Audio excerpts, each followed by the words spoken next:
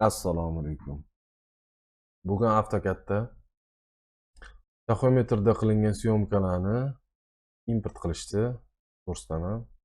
Bunaqa o'z birinchi videoni boshlashim. Bundan keyin o'sha qisqa videolarda syomkalar bilan AvtoCADda ishlashni ketma-ketlikda qisqa videolarda yengilroq tushuntirib ketaverishga, ko'rsatib berishga harakat qilaman. Xo'p, bizga AvtoCADni ochib olamiz, chertoj ochamiz. Xuddi mana shu holatda bo'ladi. Setkani xohlasanglar o'chirib qo'ysanglar bo'ladi. Bizaga birinchi navbatda AvtoCADga tochkani import qilishimiz uchun txt fayl kerak bo'ladi. Taxometrdan fleshkaga yuklab olasizlar. Uni keyin kompyuterga qo'yganinglardan keyin fleshkani ichidan bunga import qilamiz. AvtoCADni ochamiz. Bizaga kerak bo'ladi menu geo menu. AvtoCADni o'zini uстановка qilganinglarda bo'lmaydi. Qo'shimcha menu G o'rnatib olishinglar kerak bo'ladi. YouTube'da videolari bor. Balkim keyinroq bu menu G o'rnatish, qayoqdan yuklab olish to'g'risida ham balkim qisqa video qilib qo'yamiz. Hozircha o'sha YouTube'dan ko'rib turasizlar. Rus tilida adashmasam. Bu tili ahamiyatsiz. Shunchaki ko'rib o'rganib olsanglar ham bo'ladi. Menu G ni o'rnatib olgandan keyin boshladik. Menu G da mana import export точка. Import точка kiramiz. Mana bunaqa oyna. Bu kompyuterdagi txt faylni tortib olish uchun ochiladi. Открытni bosamiz. Bizda mana рабочий stolda xohlasanglar mana bundan qaysi papkada bo'lsa tanlasanglar bo'ladi. Bizda to'g'ridan to'g'ri turibdi ekan. Mana ko'prik iz txt holatdagi fayl bu. txt qanaqa bo'ladi desanglar mana ko'rsatib o'taman sizlarga. txt taxometrdan yuklaganinglarda xuddi mana shunaqa holatda tushadi. Buni faqat bitta holat bo'lishi mumkin.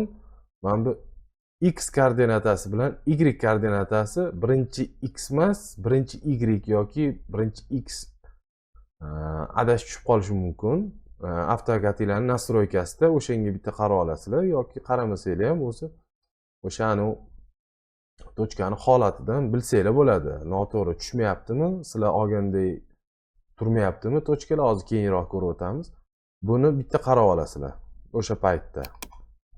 Xo'p, AvtoCAD menyuga import точек, открыть, txt fayl tanlaymiz, открытni bosamiz. Mana bizda tushdi nomer XYH. Bu yoqda piket, bularga uncha ahamiyat bermay turasizlar. Bular bilan ishlashni keyinchalik ko'rsatamiz. Отметка, tushadigan отметkalarni tekstini rangi bu yerda и высотasi. Hech narsaga tegmaysizlar, shundoqligicha turaversa ham bemalol ko'rinadi. Okey. Mana shu holatda bizda import bo'ldi qilgan syomkalarimiz. Bu ko'prik. Ko'prikda har 20 metrda piketlar oralig'ida 3 tadan tochka olganmiz. Nomer tushdi. Mana nomeri tushdi. Отметкasi tushdi. Nega tochkasi ko'rinmayapti? Nuqta qani? Mana bu yoqda o'zi asli nuqta bor.